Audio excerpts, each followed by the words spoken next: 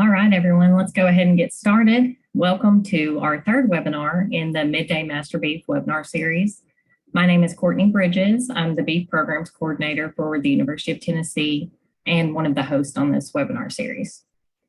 So this is week 2 of our 5-week series. We're very excited for the lineup of speakers this week with Dr. Katie Mason as tonight's speaker. So just some quick stuff. And it'll be some reminders if you've already been on the webinar. For asking content-related questions, we just ask that you use the Q&A box at the bottom of your screen. You can ask any other questions in the chat box, but any speaker-related questions, just ask them in the Q&A, and I'll try to ask Katie at the end of her webinar. We will also have interactive poll questions on this webinar again. So you'll see those pop up on your screen. Again, if you don't see them pop up, it's okay. You're not required to answer these, just a fun way to interact during the presentation. And I'll generally give 20 to 30 seconds to get these answered.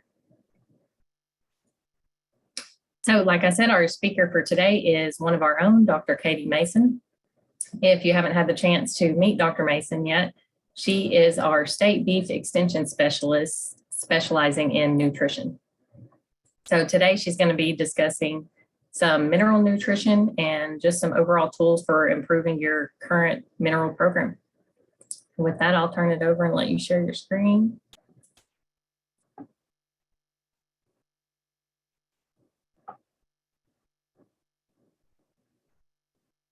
All right, are we good to go there? Got it? All right, go. So thanks, Courtney, for that introduction, and I appreciate you all jumping on here during the lunch hour so that we can talk about minerals. And so let's just go ahead and jump into the topic. Well, I always say that, and then my slides don't change. Here we go. All right, so we're going to talk about just some nutritional management goals first. Why is it important that we think about mineral nutrition, and then do a mineral overview? So there's a lot of minerals to keep up with, and I want to make sure that we go back and talk about kind of the purpose of each of those in the diet and why they're important. And then we'll talk about some practical mineral feeding tips. So how do you actually apply this information when it comes to delivering those mineral nutrients in the diet? Most of our producers here in Tennessee are cow-calf operations. We also have, some stocker and other things, but thinking about those cow-calf operations, I always try to start with the objective in mind. What is that final goal that we're trying to get to? And so in those cow-calf operations, we're trying to produce pounds of weaned calf, right? So at the end of the day or the season, we're hoping to put some calves in the sale barn or on a trailer to go on to the next stage of production. And we want to do that in an efficient and an economical way. And so when I say economical, I don't mean the cheapest way, but I do mean a way that makes sense for us economically while also meeting the needs of the cattle that we have. And so we want to be precise, if possible, in the way that we deliver these nutrients. And so if we think about it from just a general supplementation standpoint, if we apply this to nutrition overall and not just minerals, the best way to be precise is to test your hay and then balance a supplementation plan based on that analysis, right? And so that can be a little bit easier than trying to guess how much supplement should I put out. In the case of mineral nutrition, it can be a little bit more tricky because it's not as easy or straightforward to measure some of those minerals. And then we want to make sure that cattle are getting a mix of minerals from their forage-based diet, but also we want to provide that supplement to them. And that's usually a free choice mixed mineral. And we'll talk about what those feeding strategies look like. But if we don't pay attention to even these small parts of the diet, then we can compromise the production of these animals. So the growth and reproduction can both be affected by a mineral imbalance. And so we want to make sure that we meet their needs as closely as possible, but that we provide mineral in the diet all the time so that we can have that production that we're looking for. With that said, minerals can be a pretty complex topic. So if we think about cattle diets, especially those grazing cows, they're selecting a diet based on quality typically, so they can go out and pick the really good parts of the forage that's available to them. And as that forage changes in its stage of growth or based on the soil content, those minerals in that forage can change. And so if we think about the minerals in the soil and how they're taken up by the plant, and then how that plant gets to the animal, there's a lot of room for variation there and a lot of fluctuation. And so depending on the season of the year, the fertilizer application or fertility status of your soil, what the weather conditions are, different types of forage species, and other factors can all play into the availability of the minerals that are in your pasture. And so maybe they're present, but maybe they're being tied up by another mineral or an interaction that can make it a little bit more challenging and complex to address directly. So that's just on the forage side, right? That's just the diet. But if we think about the cows as well, their mineral requirements are going to change with their growth and stage of production. So just like when we tailor a nutrition program based on energy or protein, that change in stage of production from gestation to lactation and then a dry cow has different requirements of energy and protein. She also has different requirements of minerals. And so we have to think about that when we're, taking this bigger picture look at how we meet the needs of those cows throughout the year. So let's go into just a mineral overview, taking you back to whenever you learned this in school. What are the minerals that are required in the diet and why are they needed?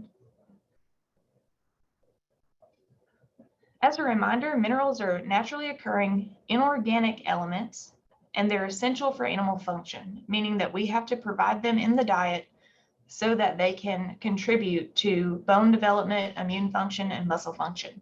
And so all of these minerals are very small components or particles, but together they work together to make up bone and different parts of the body. And they can't be synthesized by the body, so they have to be provided in the diet. And like I said, a lot of that can be derived from their natural diet, from forages, but often there's an imbalance there. And so we have to provide some type of mineral supplementation.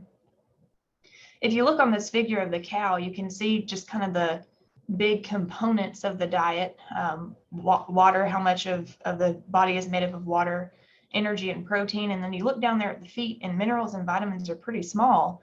And so it can be easy to overlook something like that and think, well, it's not that big of a deal, or it's not that much of the diet or the animal. So maybe we don't, have to worry about it as much. But contrary to that, if you think about this being kind of their base, and especially their skeletal base, making sure that that base is set up properly will contribute to proper production all the way around. So again, that reproduction function, growth, and any other performance that we're trying to measure. So with that, I wanted to go ahead and start out with one of our questions.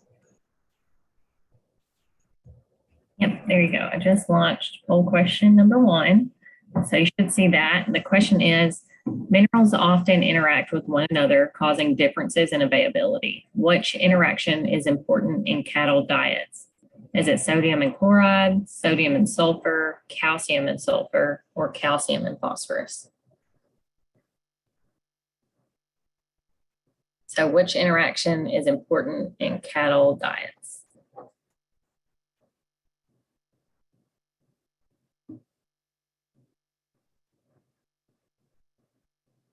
Maybe 10 or so more seconds if you haven't had the chance to answer.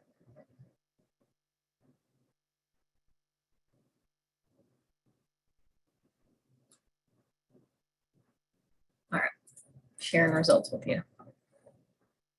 All right, good deal. So it looks like most of you said calcium to phosphorus. So that tells me you've sat through at least a Master Beef Nutrition class or two, right? So let's talk about those interactions and what they mean in the diet. So you may have seen this figure before, and it looks like it's pretty complex, and that's because these interactions are complex. So what this shows us is minerals can tie up one another, meaning that at certain concentrations, one type of mineral can interact with another, making it unavailable to the body. And so in order to make sure that the body functions properly, we have to make sure that some of these ratios are on target, or where they need to be to ensure that proper function. And so in this figure, you can see there's many different interactions with all kinds of different combinations here. And so the big one, though, if we look at calcium and we look at phosphorus, we can see that those minerals really interact with just about everything else on this figure. And so that's why we think a lot about that calcium to phosphorus ratio in the diet. One, because of its function for the skeleton, but also because it interacts with everything else that's present in that mineral supplement. So I mentioned that there are some minerals already in the diet, and I wanted to highlight kind of where these come from. I've got the list here of macro and micro, and we'll go through these a little bit more. But you'll notice, bone and teeth formation, reproduction, growth, metabolic function. So these seem kind of like general physiological functions, but they're still all very important. And so if we think about the diet, I've kind of highlighted here in different ways that these present in the diet. And so some of these are available in forages more so than grains. Some of them available in grains and not in forages. And then we have a red one here, the mineral supplement, or excuse me, the magnesium mineral is not going to be available in the natural diet of the cow, whether that's forage-based or grain-based.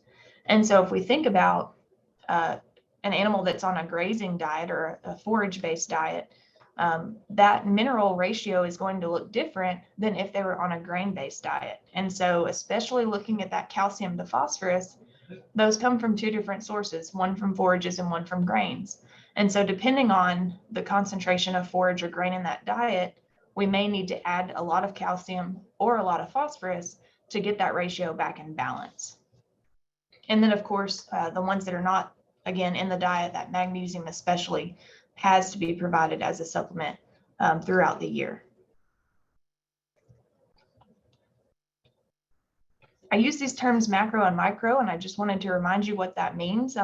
So the first part of that word refers to the amount of that mineral that's required in the diet. So macro minerals are required in larger amounts, meaning greater than 100 milligrams. And if we think about a milligram, that's pretty small. So comparatively to those micro minerals are only required in less than 100 milligrams in the diet. And so very, very small amounts. Macro minerals are presented as a percentage of the diet, but it's still going to be a very small percentage. And then when we get to those micro minerals or trace minerals, that'll be represented as parts per million or milligrams per kilogram. And so again, thinking about really small portions and having to balance those, and then also getting that delivered to the cow. So just because they're small doesn't mean that they're not important. I wanted to list out what those were as a reminder. So macro minerals, and we're going to go into each one of these, but macro minerals, calcium, phosphorus are going to be those big two that we think about, followed by potassium, sodium, and then you'll see that chloride's on there. So salt, certainly looking for salt in the diet, magnesium and sulfur. And then the micro minerals, copper, iron, manganese, zinc, cobalt, iodine, and selenium.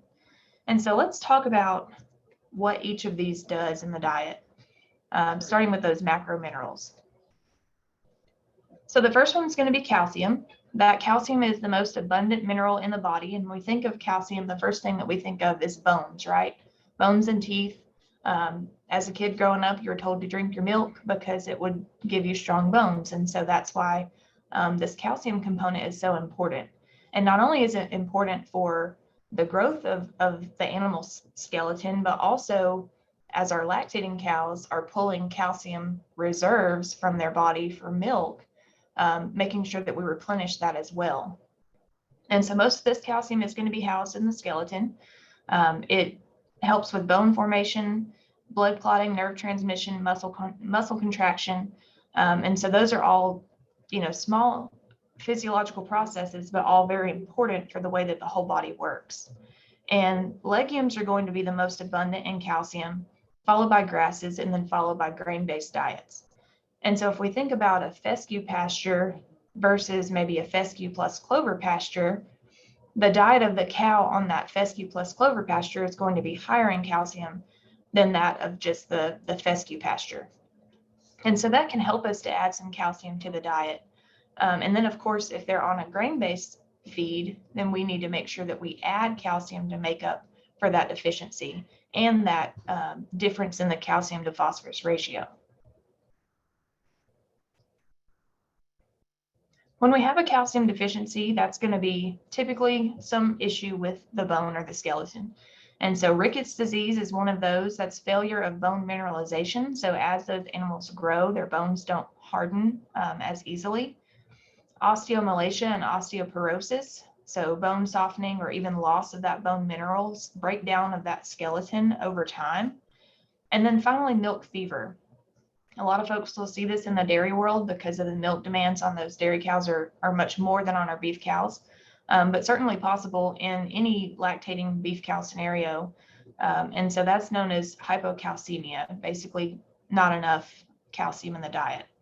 And it especially occurs during that time that they're milking the heaviest. And that's, again, because that brood cow is pulling calcium stores to put into the milk for her calf. Now, as far as toxicity, and this will be the case for a lot of these, a deficiency and a toxicity can look similar in their symptoms. And so sometimes it can be a little bit challenging to identify what the actual problem is. So just the opposite here of that deficiency, a toxicity would be overly dense bones and increase in calcium serum. And again, that's just going to throw off kind of their overall function and performance. In terms of sources in the diet, how do we actually add calcium to the diet? Some of those would be calcium carbonate, feed grade limestone, or you'll just hear it called lime sometimes at the feed store, dicalcium phosphate, defluorinated phosphate, monocalcium phosphate, and calcium sulfate. So you'll see that there are a lot of different sources that we can build into the diet to get that calcium, but they all differ in their chemical composition and in the concentration of that whatever mineral that we're adding. And so you'll see here the feed grade limestone is 34% calcium, and dicalcium phosphate is going to have 22% calcium, but it's also going to have that phosphorus component. And so when we're thinking about balancing these diets, if we need something that has a lot of calcium, then we need to add something like feed grade limestone, one, because we don't have to add as much, and two, because if we use something that has phosphate in it, we're still adding to that phosphate concentration. And so we're matching what we need in the diet with what types of sources are available to us. The other part of that ratio is phosphorus. And so this is going to be the second most prevalent mineral in the body. And again, just like calcium, it's mostly going to be found in the skeleton and the teeth. It works with similar physiological processes like formation of bone, muscle contraction, and then also down into, organic compounds and enzymes, some of those chemical reactions that take place in the bloodstream and throughout, as they're digesting their feed. And so, again, these are very tiny things that we don't think about as much on the production scale, but all very important to the overall function of the cow. And so with phosphorus, it's a little bit specific to this nutrient that as they take in more phosphorus, they're not going to utilize all of it. And so there's an increased output. And that can become an environmental concern, adding phosphorus to the ground, and it starts to build up over time. And so we have to think about it from a nutrient management standpoint as well. We want enough phosphorus in the diet for it to make the animals function properly, but we don't want to add too much or have a concentration of that nutrient in the soil in one place.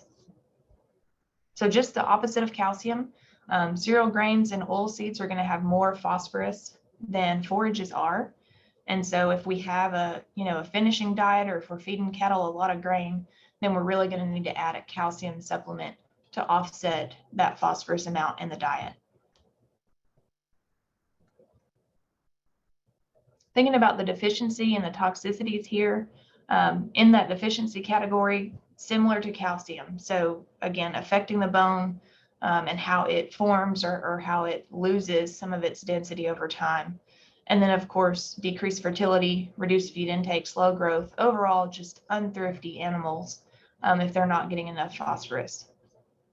If we have a toxicity issue, We may see a laxative effect, and as they lose those nutrients over time, then that's going to start to deplete their nutrition status. And so especially if they're passing a lot of feces, then that's going to start to become challenging, not just from a phosphorus standpoint, but overall a nutrient standpoint. Lameness, increased risk of bone fracture because their bones are not as strong as they would be with enough phosphorus. So that calcium to phosphorus ratio, most of you again said that this was the important one that we're thinking of in the cattle diet. And that's because of these high concentrations that are needed in the diet, high concentrations of calcium and phosphorus in the body. And so we want to look for a ratio that is between 1:1 and 1.6:1. And that seems pretty specific. It can range anywhere from 1:1 up to 4:1. But the big thing is making sure that there's more calcium than there is phosphorus in the diet and trying to get it closer to that 1:1. And I would say even 2:1 ratio. And with those forages, like I mentioned, clover or legumes are going to have a lot of calcium in them. And so in certain forage-based diets, you may have that 2:1 ratio just because of that natural calcium that's in the legume plant. Let's talk about salt. So when we think about table salt, that's NaCl, right? Sodium chloride. And we don't necessarily think about these as separate minerals, but just as salt as a whole. And so this is going to be required for proper function of the nervous system, the muscular system. If you think about when you have worked hard, and you've been sweating all day and you sit down and you haven't rehydrated or even added some of those electrolytes back into your body, your muscles might cramp. And that's going to be similar here. So the muscle relies on those electrolytes or that salt to function properly. It also helps to regulate pH, being a neutral, or making sure that that's closer to the appropriate pH that we're looking for, because those salt ions can interact with that whatever, blood or whatever liquid component we're thinking of, and then water retention as well. Now there's little storage of salt in the body. Obviously, like I said, if we're sweating, we're losing that salt pretty easily through our sweat. And so it has to be provided daily. And this is going to be, something that even if somebody doesn't have a great mineral program in place, I always recommend providing salt at the very least. And that's just to keep this baseline there in place. And so as a rule of thumb, cattle will consume very small amounts, I'm going to say it that way, of their body weight in salt. Thinking about that in ounces, 1 to 2 ounces per day for a 1,200 pound cow. And you'll start to see when we talk about mineral supplements, how that starts to influence the different ratios of minerals that are available in a supplement, because they're based on intake of the salt itself that's in the mix. So with that, let's go ahead and put up question 2. All right, just launched question 2. The question is, grass tetany is a deficiency of which mineral?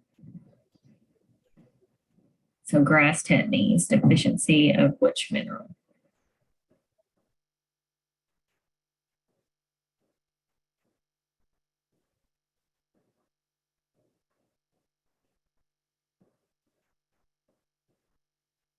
Maybe 5 more seconds. Looks like we got most of the answers.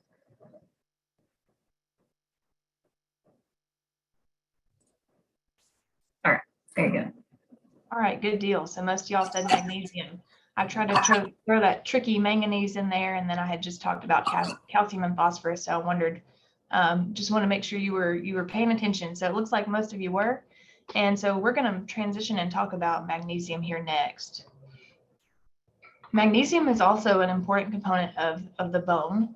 65% of the magnesium that's in the body is stored in the bones, and it works as an enzyme cofactor, bone formation, and muscle contraction. And so if there's a toxicity of magnesium, it can start to affect that muscular structure,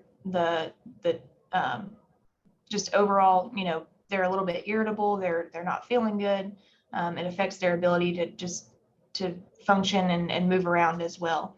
It can have anesthetic properties. It can also cause diarrhea in a toxic situation. But the bigger thing that I think that we think of is when there is a deficiency in magnesium. So with that excess or a deficiency, it's going to inhibit their muscle function. And so that leads us to talk about grass tetany. Grass tetany is going to be an issue that we see most of the time in the spring. It's possible to see it in the fall.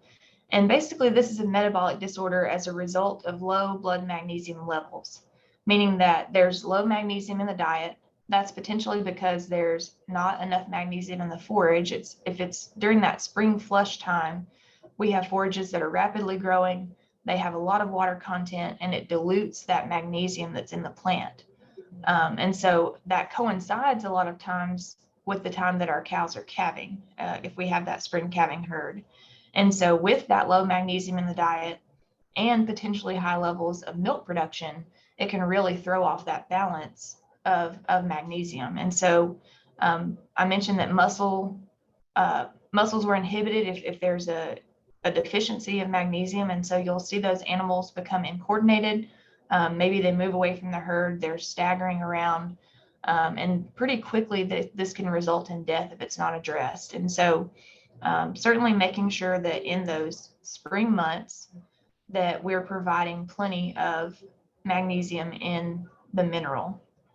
And so if we think about, again, those animals that are on rapidly growing forage, that are in early lactation, and those older animals who are not able to mobilize their magnesium as well, are really going to be the ones that are affected by this. And so the big thing is focusing on prevention. I always use that quote in my mineral talks about an ounce of prevention is worth a pound of cure. And we're literally talking about ounces of mineral here. So I get the question a lot, should I feed a high mag mineral, a high magnesium mineral? And so if we think about our typical mineral supplement, one that's not labeled high magnesium, it's going to have anywhere between 1 and 4 generally percent of magnesium in it. A high mag mineral is going to have 12 to 14%. And so what that does is it increases that magnesium in the diet during the time that grass tetany is really problematic. And so a lot of folks will feed these high mag minerals from February through April to get that extra bump in magnesium, but they don't necessarily need it year round because the rest of the year it's not as much of a problem. And so again, they have to have this nutrient daily. We have to make sure that we get that into them daily. So we can't let mineral feeders run out. We have to provide it all the time. And with that magnesium intake, they need to eat about 0.6 ounces a day. And if we think about magnesium and what it might taste like, and I hope that you all are not eating magnesium, but a lot of these minerals are probably going to have a pretty metallic taste. And so if we increase that magnesium in the diet, or especially in the supplement, they may not really want to consume a lot of it. So that can be a little bit of a challenge. And sometimes folks will mix it with a feed and try to get that supplement mixed into something more palatable. And so that can be an option. The big thing when thinking about a supplement here is making sure that the source of magnesium is either magnesium oxide or sulfate, and not magnesite or dolomitic limestone. And that has to do, again, with the availability of the nutrient and how it interacts with other minerals in the diet. When there's a high risk for grass tetany, it's preferable to provide that in a loose mixture, that magnesium or that mineral supplement, and not in a block. And that's because if they have access to a block, the chances of them actually consuming enough of that block to meet their needs is pretty low. And so we want to provide something that's easy for them to get a mouthful of at a time and try to meet that requirement. Potassium, thinking again about those electrolytes, this contributes to the acid-base balance and also water retention in the body. And typically in our grasses, they're going to provide enough of this potassium. So we don't have to think about it as much being a problem. The big thing with potassium is that it is soluble. And so if we have stockpiled forage, like we might this time of year, that we've let grow, maybe from October up until now, if it's been rained on, there's a potential that the potassium has leached out of that plant. And so there is a chance that there's not as much as maybe we would have thought in that forage-based diet. Sulfur is a compound that's part of the essential amino acids, and those amino acids are going to be building blocks of protein. And so if we don't have enough of that sulfur in the diet, then that's going to affect the ability to create protein and in turn, the ability to grow or lay on muscle. Most likely it's going to be excess in the diet than deficient. And that's because our soil type can be high sulfur. And so typically we do not see a sulfur deficiency. The big trick here is that it interferes with copper metabolism. And so if you think back to that interaction chart, there would have been a line from sulfur to copper there. And with that high sulfur amount in the diet or in the forages, it reduces the amount of copper that the animal can take up. And so that copper deficiency is problematic as well. And we're going to get to that with the microminerals. And so we'll talk about that here in just a minute. But sulfur really can be a problem in distillers' byproducts, and that's going to be ethanol distillers' byproducts and potentially corn gluten feed.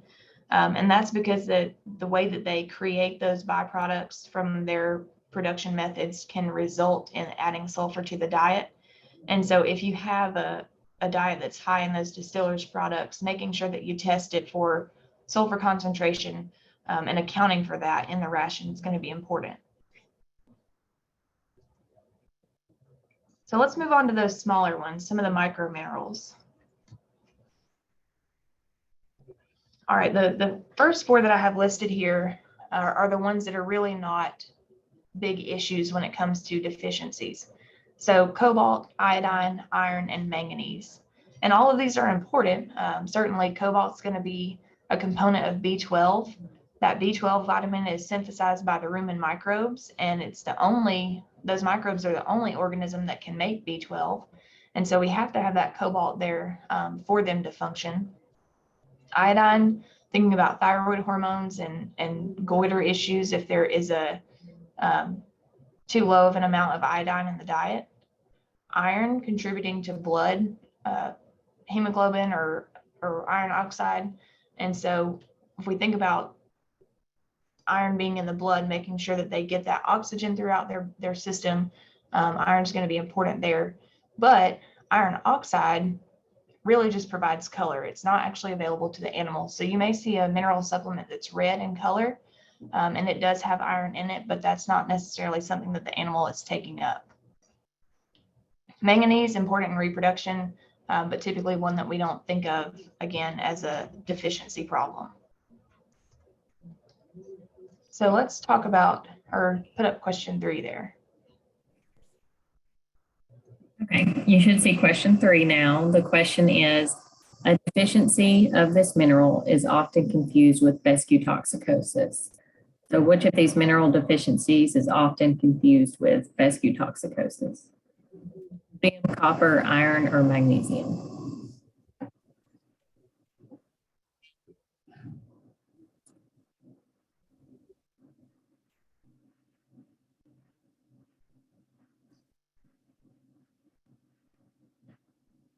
All right, maybe 5 more seconds.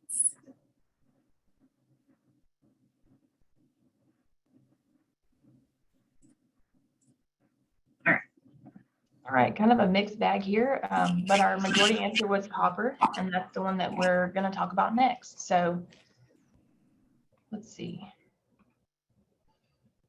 Copper is going to be the most common deficiency in grazing cattle. So I said those first 4 microminerals we don't think about being problems in deficiency, but this one really is one that we do see deficiencies in. And so some of those symptoms include reduced fertility, depressed immunity, and reduced pigmentation of hair. And if we look at this picture of these calves here, we see that kind of red or rusty colored coat. They're a little bit rough looking. And so a lot of times here in Tennessee, we say, well, that's fescue problem. You know, they're rough hair coats, they're that off color, they're not breeding back as well. And so we think of that being a fescue problem, but really it's probably going to be a copper issue, or at least a little bit of both. And so typically this deficiency is not because there's not copper in the diet or in the components that they're eating, but probably because there's high sulfur in the diet. And so that can cause that antagonism or that reduction in availability. In order to make sure that there's enough copper in the diet, adding it as copper sulfate is going to correct that deficiency. And that has to do, again, with the availability of that mineral. Selenium is one that we think of, especially in our calves. And so at our beef unit here, just as an example, our manager will provide a selenium injection as soon as those calves are born, just to keep that deficiency from being an issue, because it causes white muscle disease. And so overall they're weak and they're not able to get up and move around. However, selenium can also be very toxic. And so this is one of those that has to be very controlled levels. So it only needs to be used in a premixed form, meaning that if you get a mineral supplement with selenium in it, that's going to be at a regulated level, but you're not going to be able to just purchase a selenium supplement, if you will. And so this is regulated by the FDA, and it's important that it does not exceed 0.3 parts per million of the total dry matter of the diet. And that's a pretty small amount. And most of all of our mineral supplements are going to be balanced in a way that this is going to be correct. Thinking about zinc is our last micromineral we're going to talk about. Zinc's important for immunity, male reproduction, and then hoof and skin health. And this is another one that there's a limited ability to store it in the body. So something else that needs to be provided every day because they don't have a way to build it up and pull from those stores later on. Zinc absorption is closely tied to copper absorption. So not only do we have that sulfur and copper interaction, there's also a zinc and copper interaction. And so another ratio that we do look at sometimes is the zinc to copper ratio, looking at it being close to 3:1 to make sure that the copper can be taken up and absorbed in the diet. That was kind of your overview of those minerals, reminding you kind of what they are and why we need them. So let's talk about mineral form and how we see these minerals present in the diet. I want to talk about bioavailability and what that means. So there can be minerals in the feed components or forages that the animals are eating, but that doesn't mean that the body actually absorbs it. And so the bioavailability of a supplement is the degree to which the mineral becomes available to the target tissue after administration. So to the place that it's actually needed in the body, the blood, the muscles, wherever it's going. And so there are a couple of rules here that you can keep in mind if you're looking at a mineral tag. Sulfates, so something like copper sulfate or zinc sulfate, is going to be better, meaning more bioavailable than copper oxide or zinc oxide. In the case of magnesium oxide is going to be available enough. And then finally, there are chelated or organic minerals, and these are going to be more expensive mineral supplements. They are more available in minerals, so this chelation is a process that makes these minerals able to be absorbed more easily. And especially if you have high producing cattle, those seed stock, newly received stocker calves that need that good bump in nutrition, heavy milking cows, some of those that have a higher plane of nutrition can really benefit from some of those chelated minerals. And I don't necessarily always recommend that everybody go out and buy a chelated mineral right away. I kind of think of it in steps. So are you at least providing salt at all times? If you're doing that, let's at least provide mineral at all times. And then let's think about the performance of your cattle and if chelated minerals might be of benefit to you. I get this question sometimes, and I always think it's interesting. If I provide minerals separately, will the cows eat what they need? And the concept is that you can provide minerals cafeteria style, if you will, so like a buffet where they can go in and select each mineral nutrient on its own and kind of balance themselves. And contrary to what some folks believe, that's not really true. I mentioned that some of these minerals are going to be bitter. They're not going to taste good. So first of all, they're probably not going to eat everything, right? They're going to eat the ones that taste good or good enough. And so that's why we see our mineral supplements mixed with salt. That salt is what encourages them to eat enough of that mineral to meet their needs. And so typically a mineral mix is 15 to 25% salt in order to, one, encourage consumption, but then at some point limit intake as well. And so there's got to be that ratio of salt there so that they'll actually eat what they need. And so if it is provided cafeteria style, you may see them go in and select some components, but that doesn't mean they're eating necessarily what they need. It means they're eating what tastes the best, probably. When you're thinking about selecting a mineral supplement, it's important to read the label, make sure that you know what the consequences are of that, whatever you're feeding. So if it's a fly product, I know that Courtney said that y'all talked about fly products last year. If you need a medicated product, make sure that you look for that. And also that you're looking at the intended use and adequate intake. And so intake levels will change based on the supplement. And I have an example on the next slide of what that might look like. Always look at that calcium to phosphorus ratio, especially considering what type of diet you're feeding, whether it's forage-based or grain-based. Looking for a salt level that's 15 to 25%. Again, that influences their intake level. The availability of copper in the diet, the level of trace minerals, which are not in all mineral supplements. And then if there's an additive, so looking at ionophores, antibiotics, fly control, and some of those you may need, a separate type of mineral for a situation, but not necessarily one that you feed all the time. So it really just depends on kind of what your individual farm is looking at a given scenario. This is an example of 2 mineral supplements that would be for beef cows on fescue, and you'll see that they're differing in their concentrations of these minerals, but they also differ in their intake amounts.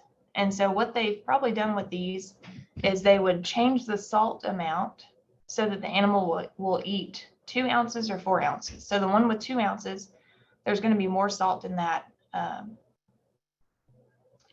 mineral so that they will consume less. And then that 4 ounces, there's going to be probably less salt. And so it changes the concentration of each of these minerals. And based on the amount that they eat, they still have to get that final amount in the diet.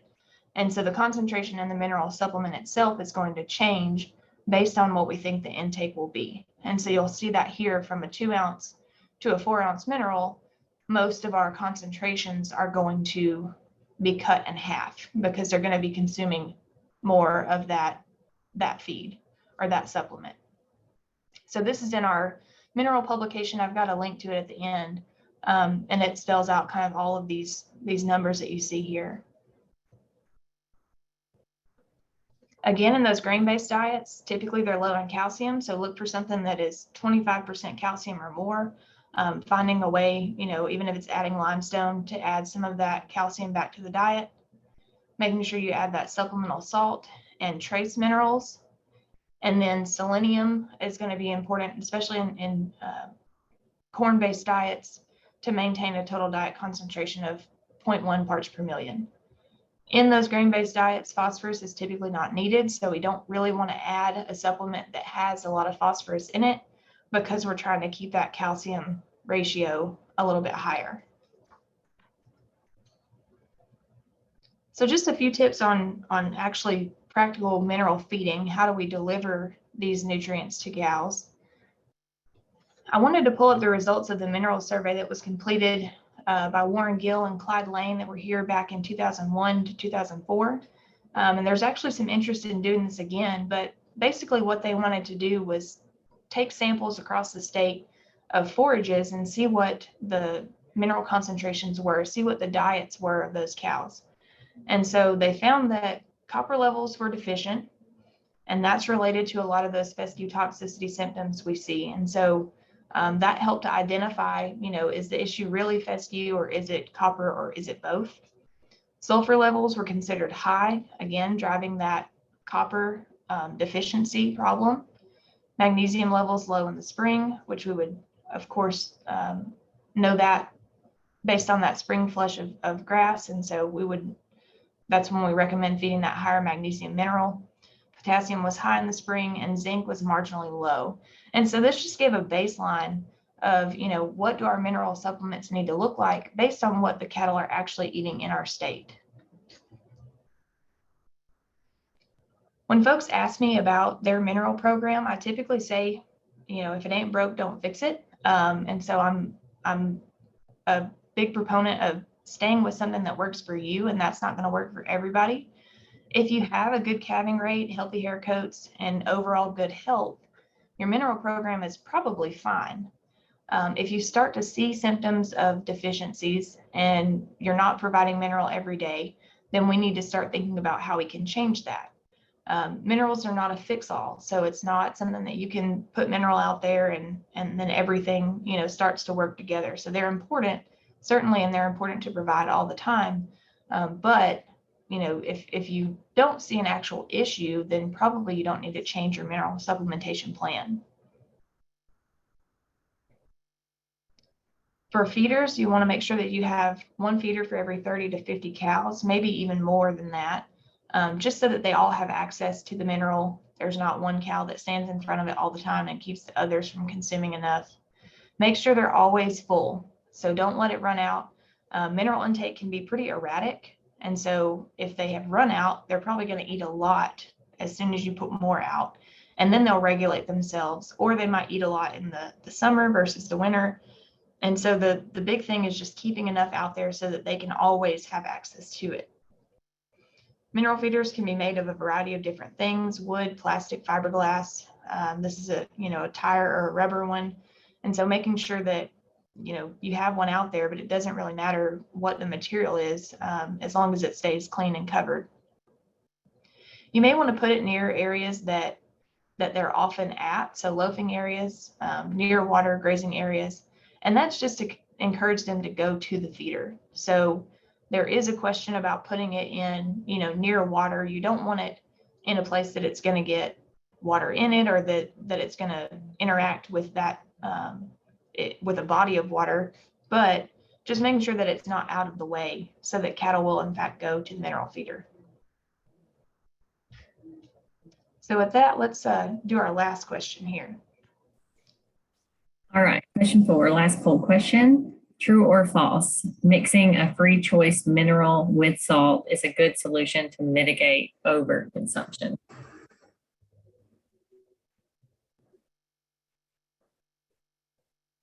So mixing a free choice mineral with more salt is a good solution to mitigate or reduce overconsumption.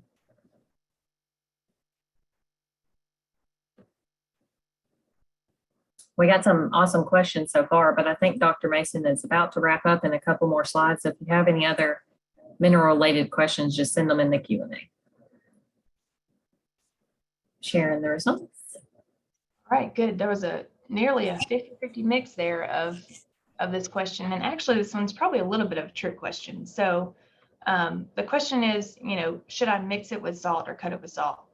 And from a truly a dilution standpoint, yes, that's going to keep them from over consuming if you add more salt, but it's not actually going to allow them to meet their requirements. So I mentioned that salt is added at a certain concentration in a mineral supplement, and that's so that they will eat a given amount of that supplement. 2 to 4 ounces is typical. And so if we cut it with salt, it will change their intake. And a lot of folks are tempted, if they see cows really over consuming and eating a lot of mineral, they're tempted to cut it with salt so that they're able to cut back on the amount that they're having to replace, right? And so from a cost standpoint, that makes sense if you pencil it out. But from a nutrition standpoint, you're then changing the concentration of the nutrients they're getting. And so that's what we don't want to do. We don't want to change the amount of calcium, of phosphorus, of all those things that are formulated in that supplement. And so make sure that you're not cutting a free choice mineral with salt. And then kind of how you provide it is up to you, but free choice is going to be most accessible in terms of how much they can take in. Blocks have their place, but a little bit more challenging for them to get enough. And then tubs are an option as well. And again, I'll say the intake varies, and it's going to vary on loose mineral all the time, but just making sure that we provide it year round and all, every day, making sure that it's full so that they don't run out. A good mineral program would cost $10 to $20 per cow per year. If you think about the influence on her reproduction and on her calves production, that's going to be a cost that's well worth it. in the end. One note is that trace mineralized salt is not sufficient. So sometimes folks will put out a trace mineral salt block or salt mix, and that's not going to have those macro minerals available that they need. And so making sure that you have a complete supplement for the whole year and not just a trace supplement. And at the end of the day, I would be remiss if I didn't mention something about the grass and the soil. And so cattle farmers or grass farmers first, from a nutrition standpoint, we've got to take care of the soil and the grass so that it can take care of our animals. And so soil testing is one way that we can also figure out what the fertility status is, just from making sure that our grasses grow well, but also kind of how that plays into the amount of minerals in the diet. And so looking for those recommendations to make sure that you're fertilizing properly, maintaining your soil pH so that it doesn't tie up some of those nutrients or minerals in the soil that are available to the plant. The take-home message here is make sure you buy a complete mineral, so one with macro minerals and micro minerals that fits your situation. Keep it out all the time. There is a really good publication. It's pretty long, and so it's kind of a booklet if you've seen the printed copies. I don't think that we have printed copies anymore, but it's on our website, and I can make sure that this link is active or have Courtney send it out. And it's a very good resource that's straightforward. It tells you a lot about supplementation of minerals, and I think it's really good for you all to know that it's available to you. So with that, I'd be happy to take any questions that you have. You're welcome to email or call me with any of those after today. Yeah, awesome. I got a few good questions in the Q&A that I'll ask you, Dr. Mason. So the first one is thinking about balancing those high mag minerals with the fly control. So in that last webinar, Lou suggested starting the fly control April 1st. So how do you go about balancing both fly control, mineral, and magnesium? That's a good question. And I will admit that I'm not as versed on fly control mineral as some of these others, but I don't know if that fly control could be mixed into that magnesium mineral. Also thinking about your calving season may influence, if you're fall calving, then maybe you can get away with more of a baseline type magnesium mineral. But I would have to check in with Lou and see if there's a way that those could be mixed, or if there's a way to combine those two management practices. Yeah, and then swapping gears just a tiny bit, for many producers in Tennessee that have a problem with too much sulfur, how do you feel about copper chloride for a copper source in those situations? Do you see that helping any, or? About copper what now? Chloride. Copper chloride. I would have to look and see on the availability of that and make sure that it's balanced. And so again, I apologize that some of those individual nutrients, they get to be a little bit tricky unless I can look it up. But copper chloride, I'm not sure the availability compared with some others. If it's something that's specific to, your co-op or somewhere that you're having mineral mixed, then check in with them and see if it's, a source that they typically mix in. And that's what a lot of this comes down to. It's hard to answer some of these mineral questions because the supplements are at the feed store, at the co-op level. They're not going to be the same kind of across the board. And so a lot of times you have to talk with the folks who are mixing the minerals to really get some of those more specific answers. And just real quick, I'm pretty sure you mentioned it, but we just had a question come in. What is the mineral that's lacking when the cow's hair is dull and dry? In case someone else had that question as well. Yeah, so one big one that is copper. And so that can be that rough hair coat and also kind of a discolored hair coat.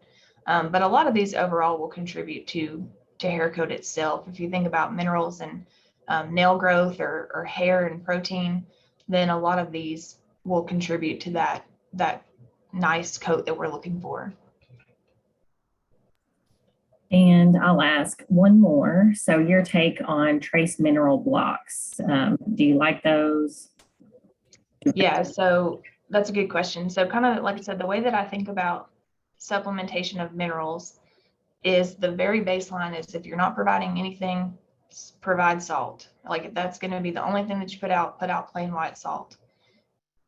Past that, it needs to be a complete mineral. And so if you have a trace salt block, they're not going to be getting that calcium and phosphorus, especially that they need in the diet. They're going to get some from their, their forages, but not enough. And so making sure that you provide a complete mineral. And then if you have a complete mineral and also a trace salt block, then that's going to be that same kind of situation if we were diluting that mineral. And so if we add trace salt block and complete mineral, then we're going to throw off that balance. And so my recommendation is always a complete mineral that's free choice year round and not necessarily trying to also have salt or also have a trace block out there as well. Yeah, awesome. Thank you, Dr. Mason. That's most of the content related questions that we had. I did just have one question come through in the chat about video recordings, and these webinars are recorded, and these are what are called on-demand webinars. So as soon as this webinar is over, that same link that you initially used to register for this webinar becomes the link to register to watch the recording. So you already have the recording link. If you have any questions about that, your county agent should be able to help with that. Okay, I just had one more question. I lied. We got a couple minutes. What is your opinion of the cooked mineral tub versus the uncooked? So I'm not as familiar with cooked versus uncooked, but I will just say some of those tubs can be a little bit kind of like that block, a little bit more difficult to eat from the cow standpoint. They're not able to consume as much as they would a free choice. But tubs are, kind of a convenience feed. And so they may work for some folks. And I really don't know about differences in, at least in availability of the minerals in those cooked versus uncooked. Right. And a lot of times when you use that calculator that I think Dr. Smith made and break it down on a cost per nutrient, those tubs are a lot more expensive than just feeding a trace mineral like you've recommended. But like you said, they are a convenience thing, and they definitely work in a lot of different management situations. But I think with that, we are going to go ahead and conclude this webinar, webinar 3. So Thursday, we have a guest speaker from University of Georgia, Dr. Lee Jones, and he's going to be talking about some vaccination strategies to be thinking about before this spring season kicks up. So that should be another good webinar. Thank you so much, Dr. Mason. It was awesome. All right. Thanks. See y'all. Hope everybody has a good rest of their day.